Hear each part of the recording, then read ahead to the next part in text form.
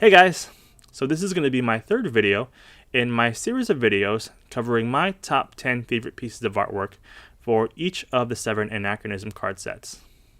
In my opinion, set 3, along with set 2 and 5, are the best sets for card art in this collectible card game. So first off, at number 10, I have Heracles of Thebes by James Ryman.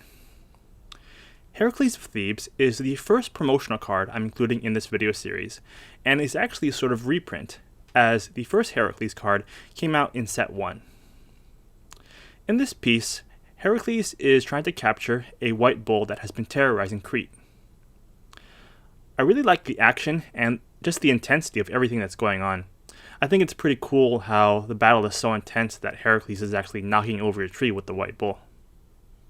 So at number 10, Heracles of Thebes. At number 9, I have Heimdall by Christopher Apple. Heimdall is the god of light and the guardian of the rainbow bridge Bifrost, which you can see depicted in the background. Bifrost is the bridge to Asgard, which is the home of the gods.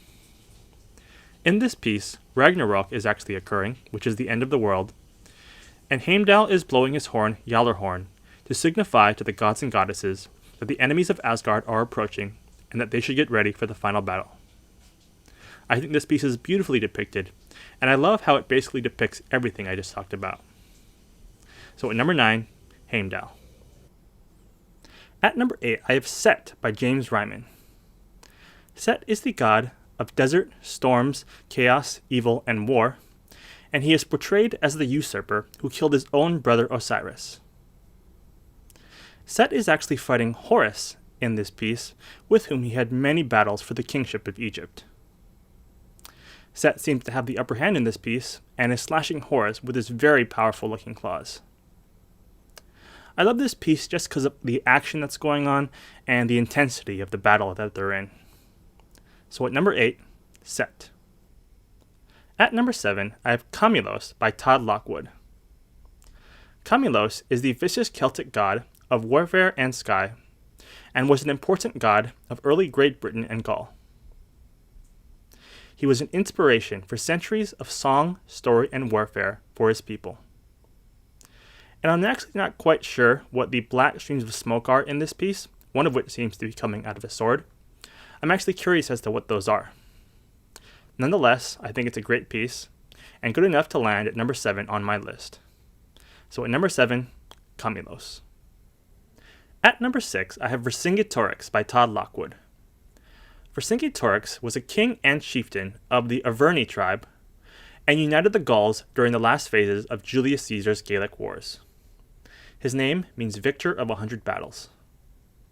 To this day, he is considered a folk hero in his native region. And I think this piece looks even cooler when you blow it up to full size. I like the kind of blurred style that the artist uses.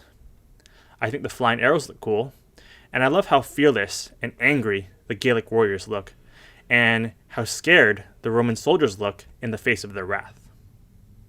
So at number 6, Vercingetorix. At number 5, I have Wokian Wahachanka by Greg Staples. Wokian, in the Lakota language, means thunder, and I'm assuming Wahachanka has something to do with the warrior's shield. According to the flavor text, the Lakota warrior's shield held great significance in ceremony. Even after guns were in widespread use, the Lakota warriors brought their richly decorated shields to battle. And I just love how this piece depicts a clash between two eternal enemies, a Lakota warrior and a white settler looking to push him off his land.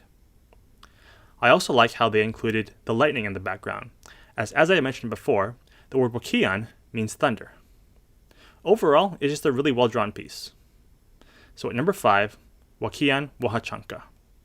At number 4, I have Wokian Shunkawakan by Greg Staples. Wokian Shunkawakan in English means thunder horse, which is exactly what this piece depicts. Shunkawakan in Lakota is a term for horse, meaning mysterious dog.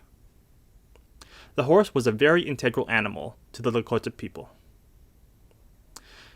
And I think the horses in this piece are just so well drawn. They look so fast and powerful. The lightning in the background is also very fitting. If you look closely, you can even see a bird behind the lightning, whom I believe is Wakian, the great sky spirit of Sioux mythology. So at number 4, Wakian Shunkawakan. At number 3, I have Freya by Todd Lockwood. Freya is a goddess associated with love, beauty, sex, fertility, gold, war, and death. And she is very beautiful and actually considered to be the party girl of the Aesir.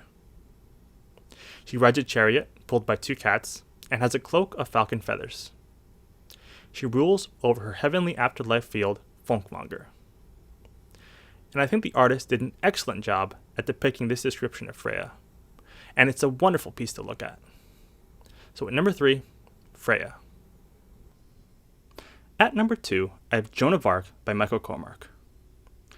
Joan of Arc is a heroine of France for her role in the 100 Years' War. I presume she is being depicted in this piece at the Siege of Orleans. The Siege of Orleans resulted in a decisive French victory and gained Joan of Arc prominence.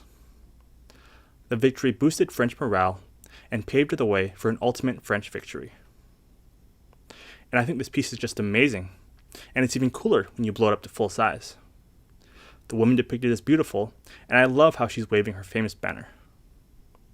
I also think the rays of light shining down from the sky look epic, and the catapults in the background look really cool as well. Overall, it's one of the best pieces in the entire collectible card game. So at number 2, Saint Joan of Arc. And finally, at number 1, I have Michael the Archangel by Michael Cormack. Michael the Archangel is an archangel in Judaism, Christianity, and Islam. In the New Testament of the Bible, he leads God's armies against Satan's forces. During the war in heaven, he ultimately defeats Satan. He is one of only 3 angels mentioned by name in the Bible. And similar to the previous piece, Joan of Arc, I think this is one of the best pieces of artwork in the entire collectible card game. It's a museum quality piece, to be honest. I mean, I just love the realism in everything. The armor, the wings, the background, everything just looks totally awesome. So yeah, that concludes my top 10 pieces of artwork for set number 3. I hope you guys enjoyed it, and I hope you guys tune in for set 4. Until next time. Thanks for watching, and be sure to check out my other videos related to this card game.